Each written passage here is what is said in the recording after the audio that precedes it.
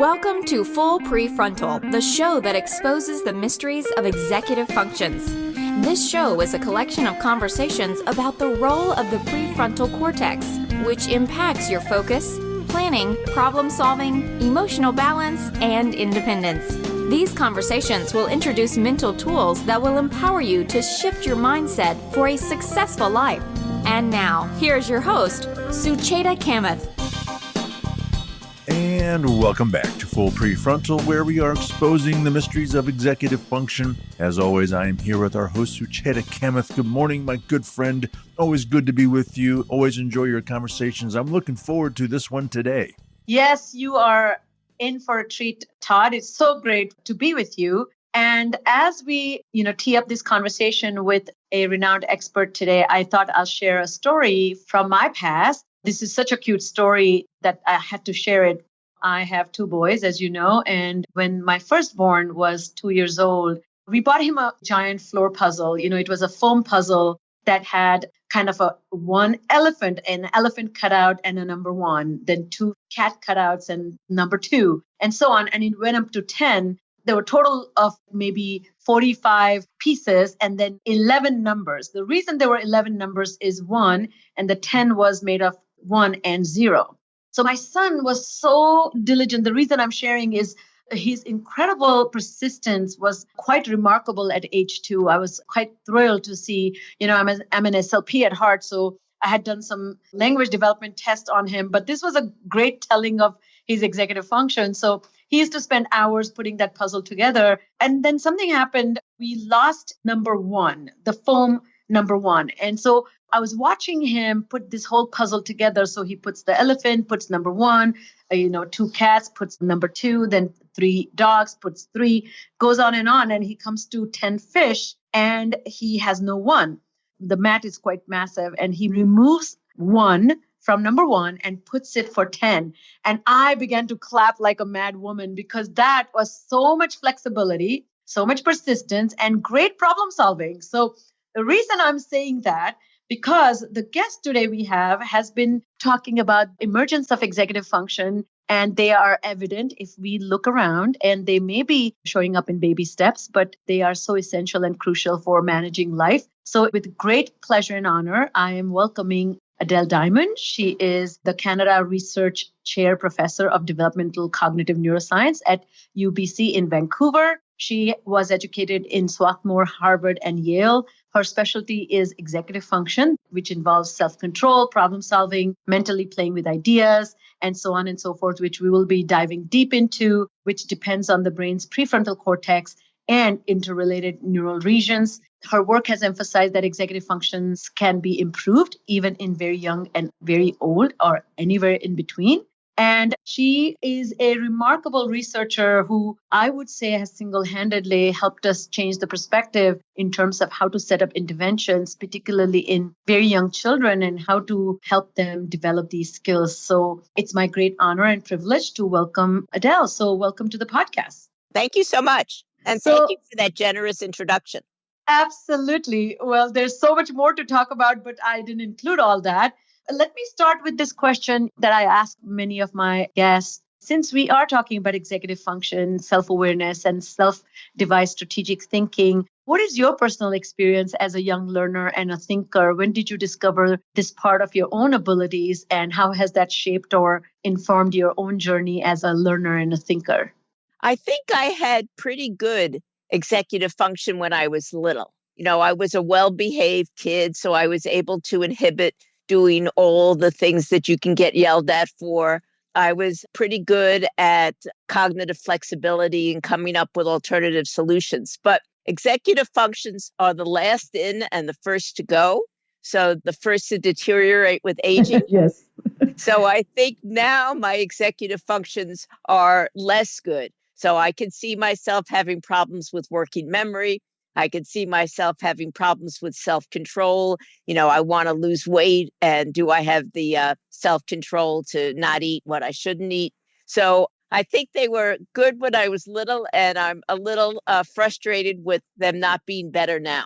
Well, you probably are one of those honest ones who has shared this frustration openly. My morning executive function skills are far superior than my evening executive function skills. My executive function skills on vacation are less refined than on, regimented work routine. So yes, I'm glad to see you address this interpersonal variability, but even within the same person, there can be variability. So let's dive into this idea of executive function. You are the guru of helping us define this. What is the best way to understand executive function as it relates to educating our children and raising them to be independent and self-sufficient? Well, executive functions refers to a whole family of different abilities that are needed when you have to concentrate and pay attention. So when you can go on automatic, when you can rely on instinct or intuition, you don't need executive functions.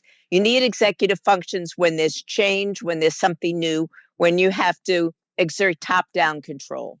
And the three core executive functions include first, inhibitory control, being able to give a considered response rather than an impulsive one, to resist distraction, resist temptation, stay focused.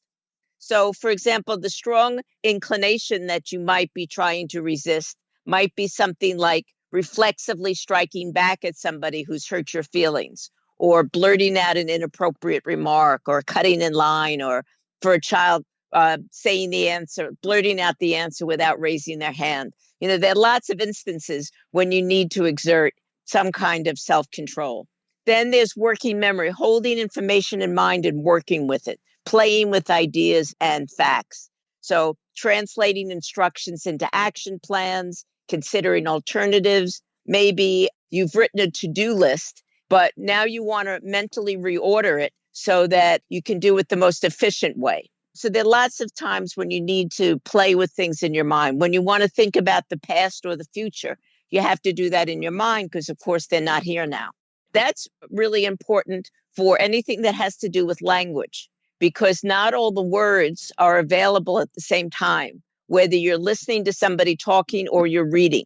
You have to hold in mind what was said earlier or what was read earlier to relate that to what you're hearing now or seeing now.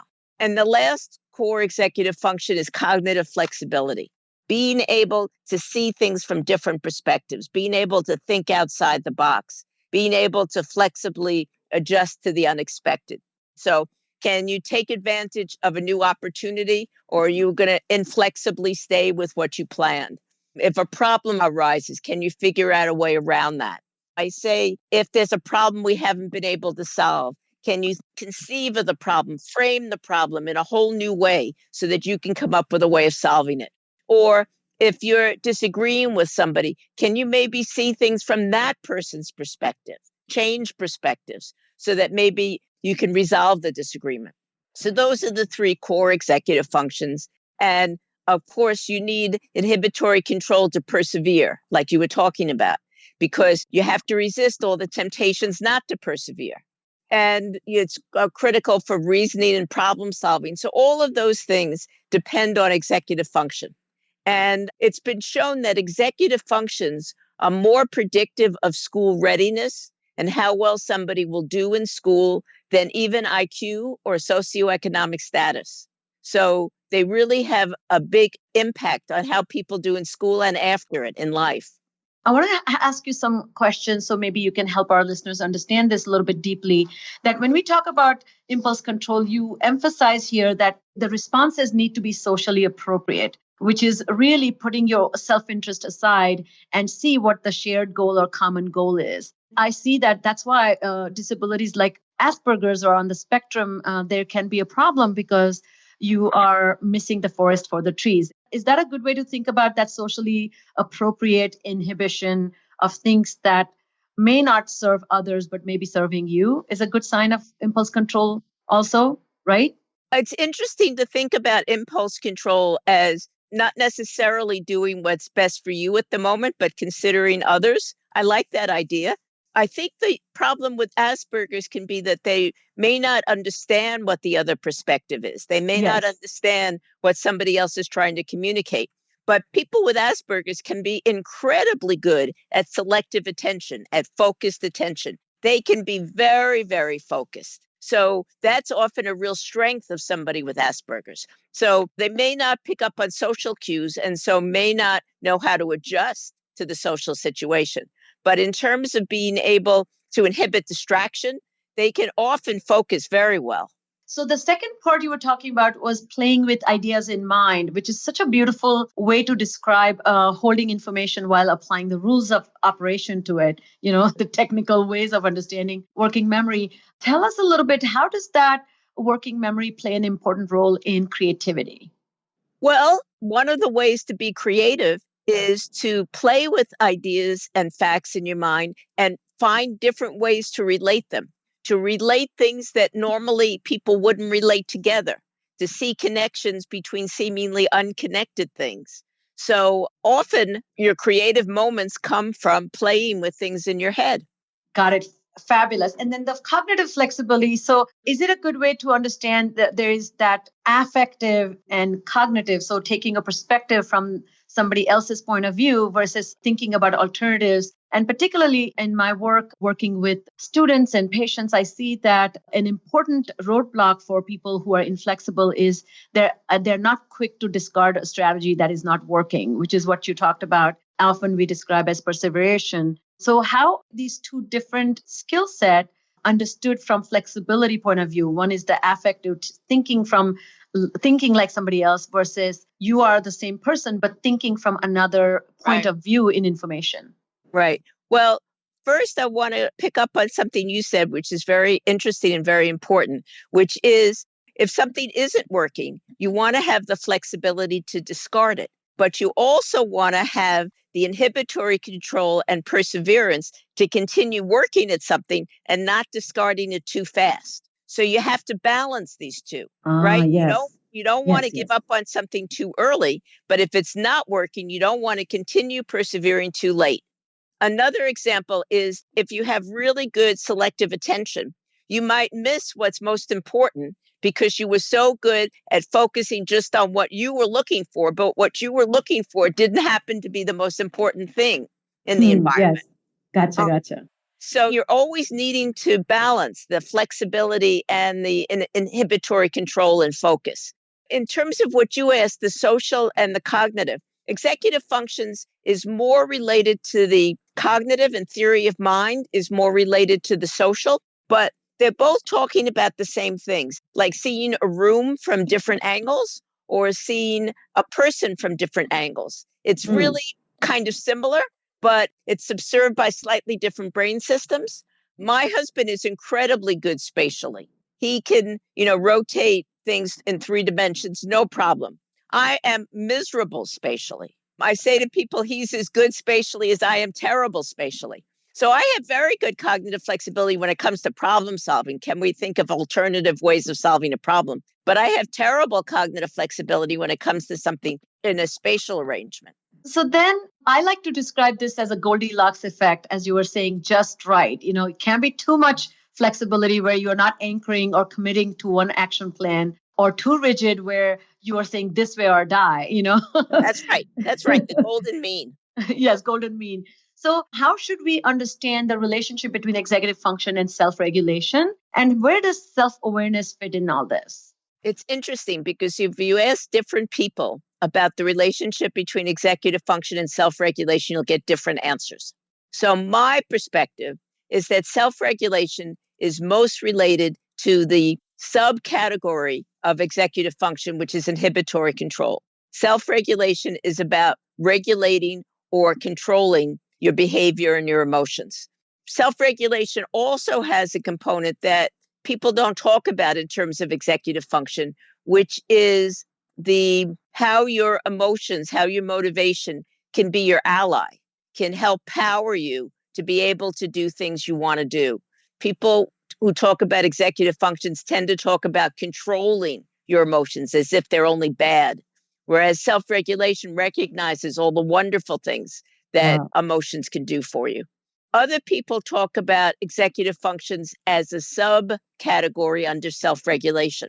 So they see self-regulation as a much larger concept than I do, and they see executive functions as part of it.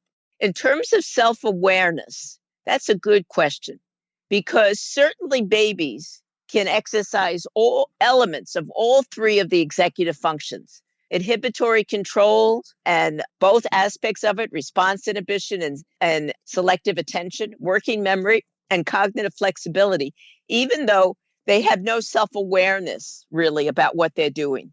So as adults, we often do this with self-awareness, but what you want is for many of these things to become so much second nature that you don't need self-awareness to execute them. For example, a 4-year-old might know that you shouldn't hit. He knows that. He's learned that well. But in the heat of the moment, if he gets really mad at another child, he may hit that child. And you could ask him immediately after, should you hit? And he'll say no. So he knows that he shouldn't hit. He has that understanding, but he hasn't yet got it in his behavior. So it's second nature, it's automatic. And what we want is for children to practice a lot of these things so much that they don't need self-awareness to execute them. It's just what your second nature is. It's just what you do. If somebody says something that you disagree with or that hurts your feelings, your first reaction is not to hit that person. You have now, it's your second nature that's not even occurring to you.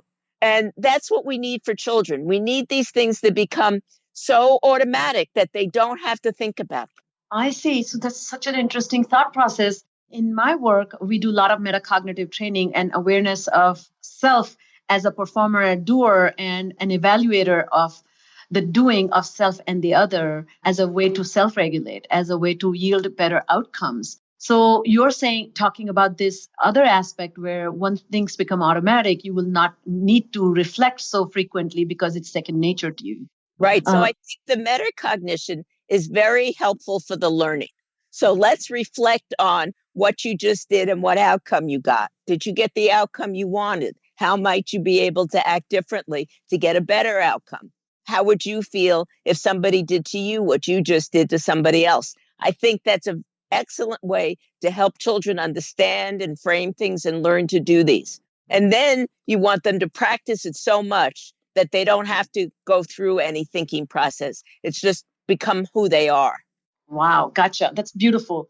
So how should we think about when we think about children who obviously are less competent in these areas of impulse control, working memory, cognitive flexibility as compared to their older counterparts or the future selves? But we do need some competencies so that they can socially engage and continue to learn. So when do we begin to differentiate between the normal executive function delay that exists in the developing brain versus dysfunction?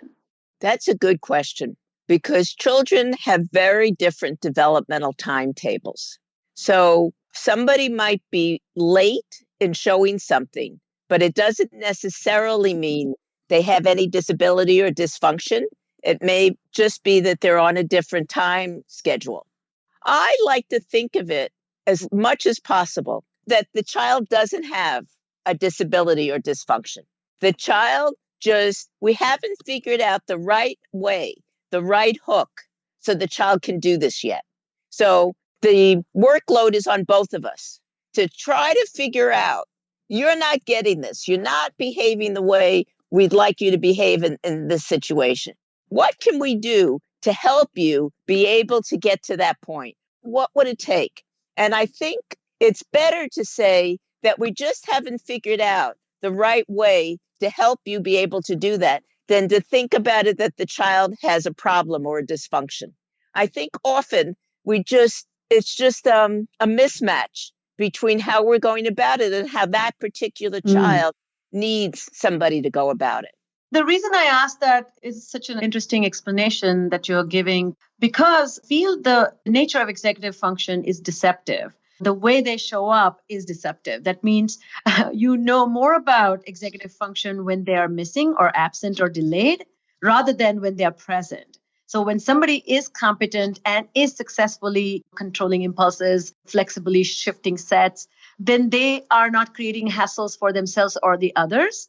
So only when somebody doesn't show the skills, then it becomes a problem. I'll give you a quick example. We used to carpool with this family, and my children were in kindergarten and first grade, and this mom used to come pick my kids up. And one day she showed up a slightly early and I was packing their lunch and I put real stainless steel fork and spoon in his lunch bag. And she was so surprised. She said, "You put real forks and spoons?" I said, "Yeah, what do you mean?" She said, "Well, my son, when he finishes lunch, he empties his entire lunch bag in the trash. So I've sent real spoons and forks and he just throws them."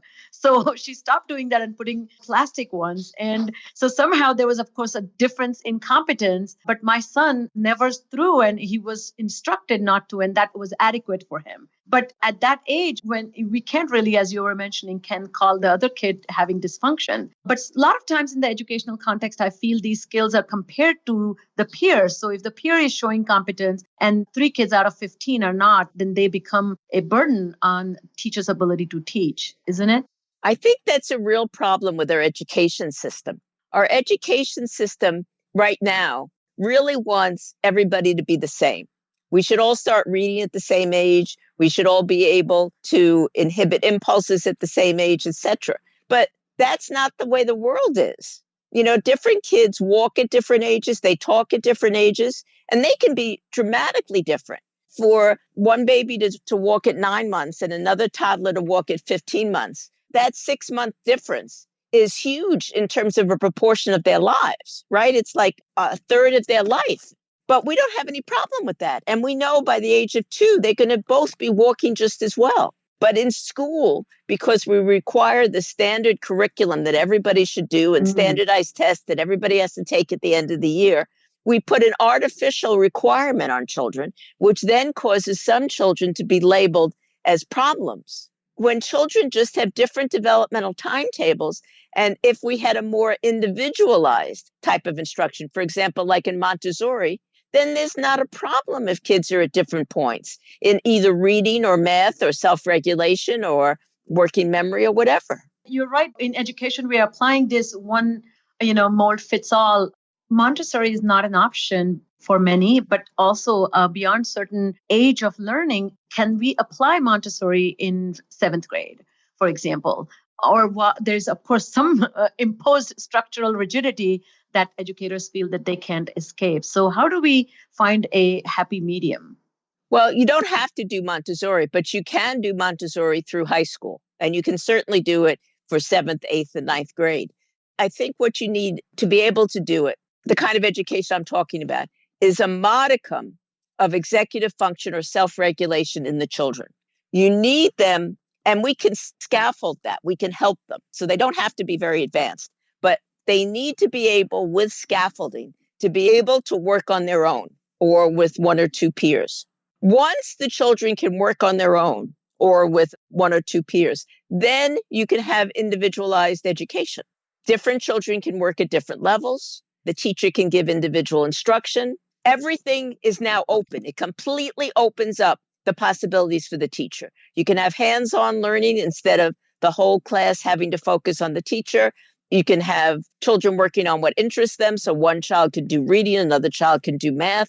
All of this becomes possible when the children can work on their own. And you can scaffold that. So even children of 5 years of age can work on their own. So Adele, what I'm hearing you say is one of the best ways to see children deploy their executive function when they are required to meet a goal by facilitating all the skills that are required to achieve that goal by either creating a plan, following through the steps, and then seeing if the outcome matches the goals. And those opportunities are very often, if they're created and then supervised, then that can actually lead to executive function development, correct? No. No? No, that's not what I was thinking. I was thinking, for example, for a 4 or 5-year-old, one of the big problems is they forget right away what they're supposed to do. So if you have visual reminders, that scaffolds them, that helps them to be able to do what they're supposed to do because they don't have to work so hard to remember it because they can look at a picture that reminds them of what they should do. So I'm thinking of simple scaffolds, simple ways to just make it more accessible to children so that they can regulate themselves. And once they can regulate themselves, then the teacher doesn't have to be the enforcer or the regulator. Got it. Okay, that's beautiful. So can I ask you the next tier of education, which is middle school, high school, and college, let's say, I feel executive function skills can be described as critical but subject agnostic academic skills. And they're not taught the way we teach math, science, and literature, but instead, they are very essential in managing math, science, and literature. So why not teach these skills intentionally and specifically, not just demand to see them present through a project that requires you to manage your time or organize your materials or meet the deadlines, or remind yourself to remember. What are your thoughts about again, you kind of explained this already, but I feel like these skills are often written about in the comment section in a report card, but there's almost the onus is on a child to have shown these skills, and the absence of these skills somehow have become a roadblock for them, but it's not necessarily a roadblock that teacher helped remove. That's right. That's right. So executive functions are really critical. So teachers should work on helping children get better at them and shouldn't just rely on if we do other things that it'll come along by doing them. And it doesn't have to be another burden on the teacher. You can teach executive function skills in the course of doing the academic subjects. And I think that's the way to go. So instead of having another period where you work on executive functions, you can work on executive functions when you're doing literacy. You can work on executive functions when you're doing math, when you're doing science. And it can be a very explicit plan on the part of the teacher that I'm purposely organizing this lesson so it'll help the students to be able to practice this executive function skill or that executive function skill. You're absolutely right. We leave it too much to chance. And then we find all these children, all these adults who are labeled as having problems because nobody ever helped them to develop the skill. It's not necessarily that they're deficient. It's often that nobody has helped them to develop the skill earlier. So, for example, a child might go to you and you might help the child develop the skill. And then the child might go away from having worked with you, having the skill be fine. So was the child a problem, or was it that the instruction that the child got earlier was a problem? Exactly.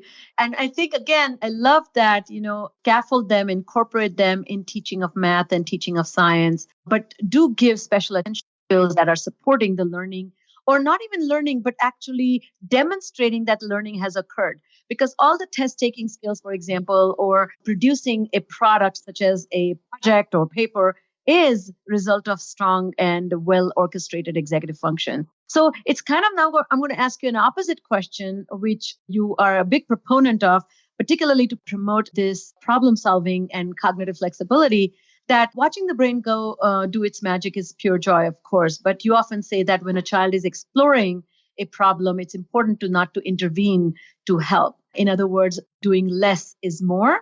I would love for you to now talk a little bit about that, how to do that well. What do you exactly mean by this strategy? And based on the child's age group, would this wait and see approach change in every junction of transition? Well, it requires good executive function on the part of the adult. Aha. Because the adult needs to exercise good inhibitory control, not to jump in and help. Because our natural first impulse when we see a child struggling is to get in there and try to relieve the struggling, try to help the child and solve the problem. But if we solve the problem, then we're the hero and the child's still the weak one. We need to let the child have the chance to solve it themselves. And one way to help is maybe for a teenager, for example, to just talk it through with you, for you to just be the sounding board. In working it out, in telling you and talking with you, the adolescent can often come to the solution. The toddler who's working on a puzzle or graded cylinders can often see for themselves when they're making a mistake and correct it if we just wait and let them try. So there's no exact answer, just like there's no exact answer about when you should keep persisting with something and when you should say, this isn't working and I'm going to switch to something else. So there's no clear answer on when you should intervene and say, the child's not going to be able to solve this themselves. I need to do something. But the advice I would give is to wait longer than you're inclined to wait, to be patient and have faith in the child. And if you do step in to help the child, to scaffold the child to problem solve instead of going in there to suggest solutions or show the solution or solve the problem for the child. Gotcha. Did you ever, Adele, see Tom Hanks' movie Castaway? No, I didn't. Well, it's worth seeing it. I mean, it's very boring, not boring, but it's quite arduous to watch it because I forget if it's a shipwreck or a plane crash, but he's the only person on the island. And it shows how he survives until he's found. It's so interesting because he is the problem solver and he is the feedback giver and he is the one who's doing the exploratory thinking. There's no feedback at all. It's painful to see all the ways he struggles and all the ways he discovers. It's painful, like the struggle, but the discovery is so heartwarming and amazing. Right. Because you're seeing on the other side and you're like, wait, try this, try that. And there's no feedback.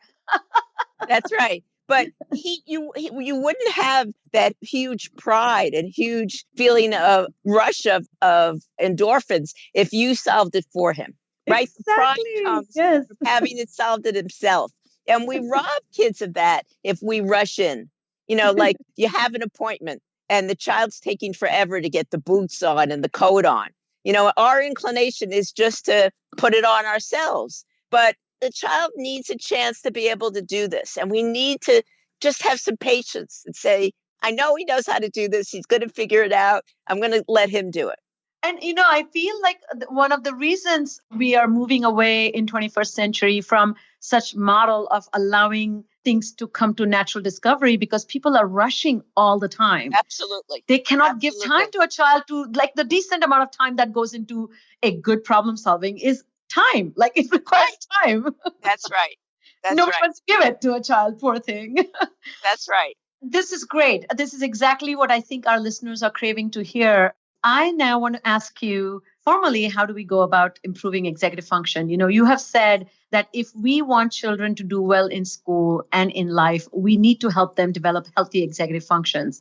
So let's talk about what methods or interventions work and what methods don't work. Well, I think one thing that parents can do of young children, even if they're illiterate, is to tell stories. You don't have to be a great storyteller. It can be some story from your own childhood or some family history story, or it can be, a fairy tale that you remember, or you can get a book and look occasionally at the pages, but do it as if you're telling a story to the child. Because if you're not showing pictures in the book, if you're not having puppets acted out, if you don't have a video, the child has to work to sustain attention on the story you're telling. The child has to work to hold all of the story details in working memory. So you're enjoying this wonderful interaction with your child, and at the same time, you're working on sustained attention and working memory. So that's something that any parent can do, and you don't need to buy anything. You don't need to have anything. It's just you and the child. In terms of interventions that people can use, it turns out that the best school programs like PATHS, which was developed by Mark Greenberg, the Chicago School Readiness Program, Tools of the Mind in Montessori, and a couple of others, show better results for improving executive functions than any computerized cognitive training. CogMed shows the best results for working memory of any computerized cognitive approach, but those promising school programs show better results than CogMed or any of the others. A lot of people think that aerobic exercise or resistance training improves executive function, and people who are more physically fit and more physically active show better executive functions. But interventions that use aerobic exercise or resistance training generally do not help executive functions. So that's kind of a contradiction. People who are more physically active or physically fit have better executive functions, but aerobic interventions often do little to improve executive function. And I think one of the reasons you have that is because the people who are doing it as part of their life are doing something that they're committed to, that they're really enjoying. They're doing it because they're enjoying it. Whereas when we do aerobic exercise interventions, we randomly assign people to do it who could maybe care less. And we often have them do arbitrary, decontextualized things. They're not playing a sport, but maybe they're dribbling a basketball in the gym, but never playing basketball. So there's not a lot of point to doing the exercises. And we get better at anything when we have some reason for working at that. We're going to use it to do something we care about. So I think that actual sports are going to show more benefit for executive function than isolated exercises in aerobic exercise interventions. But we don't know. What we know so far is the things that seem to show the best results are promising school programs and mindfulness practices that involve movement, like Tai Chi, Taekwondo, things like that. I don't know why, but they show much more benefit than physical activities that don't have a mindfulness component, and much more benefit than mindfulness activities that are primarily sedentary. Can we break this down further a little bit? So can you talk about these 3 programs? What is PATS doing that's really working? Well, PATS does a lot of things, but I'll give you one example. So it's a socio-emotional learning program that's kind of an add-on to the curriculum. But one of the things they do in PATS is they instruct the children, if they get upset at another child, instead of hitting the other child, they should do like a turtle does and get in their shell, which means they should hold themselves very tightly, take a deep breath, and think about what they should do.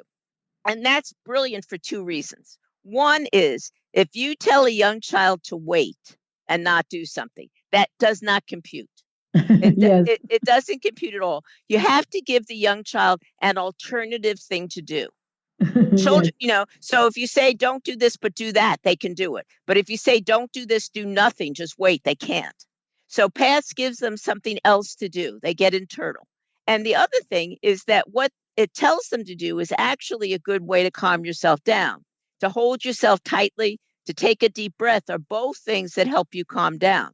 And this works so well that the children take it home. And when they see a parent start to get upset, they say, do turtle. So the children, That's great. The children really like it, and it works very well. The Chicago School Readiness Program was originally done with Head Start teachers. So it had to be fairly easy because the Head Start teachers often don't have very much training.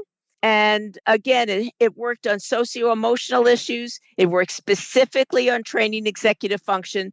And the kids do better academically and have better executive function. Tools of the Mind is a program I've personally studied, although I didn't develop it. It was developed by Elena Botrova and Debbie Leong. It's based on the philosophy of Vygotsky. And it has many components, but one is the importance of play and developing executive function through play, especially social dramatic play. So, for example, if you're playing cops and robbers, you have to remember who's another robber and who's the cop, because you don't want to accidentally tell the cop your plans for the robbery. And let's say you're doing a family scenario and you pick that you're going to be the baby in the family. You can't all of a sudden get up and drive the fancy family car. You have to stay in character. You have to inhibit acting out of character. And your friends may take that play scenario in ways you never imagined. So on the fly, in real time, you have to flexibly adjust. So you're using working memory, using inhibitory control, you're using cognitive flexibility, and you're playing.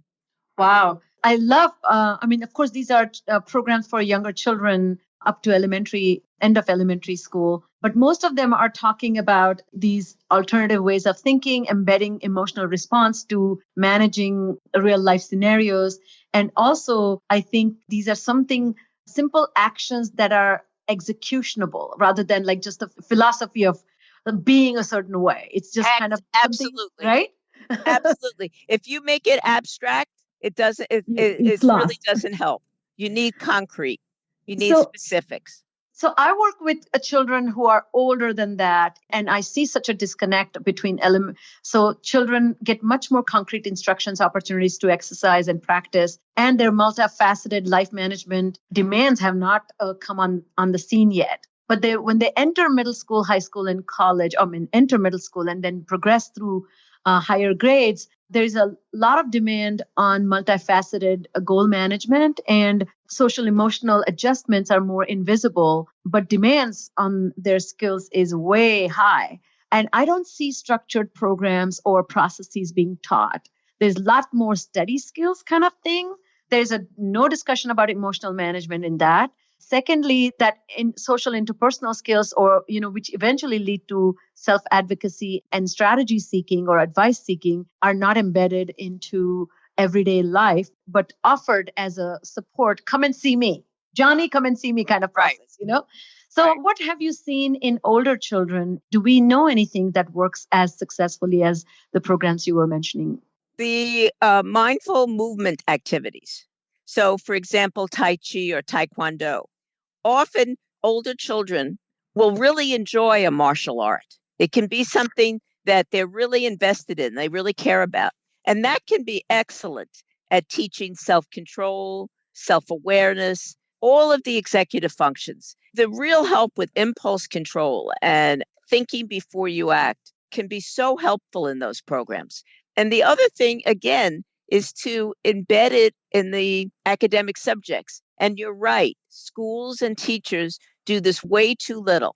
They just focus on content because content is what's going to be on the exam instead of your ability to creatively problem solve, which we care about more, but we don't test for. But you have all kinds of teachable moments in your class. So when a child gets upset or a child, does something to upset another child, that's a teachable moment. And instead of doing it in a way that embarrasses a child or singles a child out, you can do it in a way where we can all learn. We're all struggling with things like this. How can we together problem solve ways that would be better? Using your metacognition thing again, but now doing it as a class. Let's problem solve here. Wonderful. So I know we are coming to the end of our time together, but as we close, I had a very important question, and I wish I carved out more time. But you offer a unique perspective, which you have been talking about, which is markedly different from traditional medical practice, even like in hypothesizing that treating physical health without also addressing social and emotional health is less effective and efficient. So, the adults who are responsible for children should be really taking a look at their own executive function skills and their own adjustment to life pressures. What suggestions and advice do you have for parents and educators as they take care of dysfunction or moderately proficient function? Well, for anybody, practice makes perfect. And often as parents, we tend to say taking time to help ourselves feels selfish. We should just be doing for the family. And we need to appreciate that the family is going to be better if we take some time for ourselves, because we'll be able to be better parents and better spouses. And taking time to do some form of exercise, to do some form of mindfulness practice can really help with reducing stress and improving executive function. Stress is a real enemy to executive function. And most of us are feeling stressed. And we need to take time to relieve that stress, to take time to decompress, to take time to just breathe deeply and relax. And it's not being selfish. It's not being self-centered. It's making yourself be a better parent, be a better teacher, be more in the moment for being with the people you work with. Well, thank you so much. I have not felt any stress as I have been with you.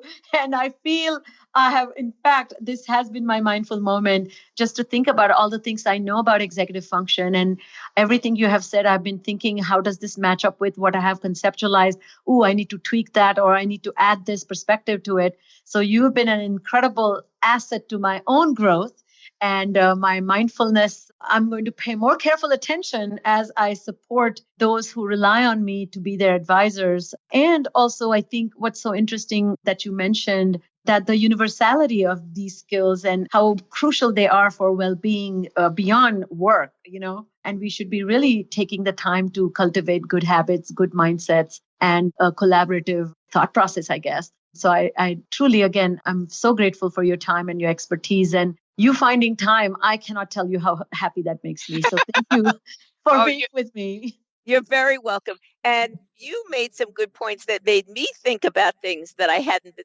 thinking about.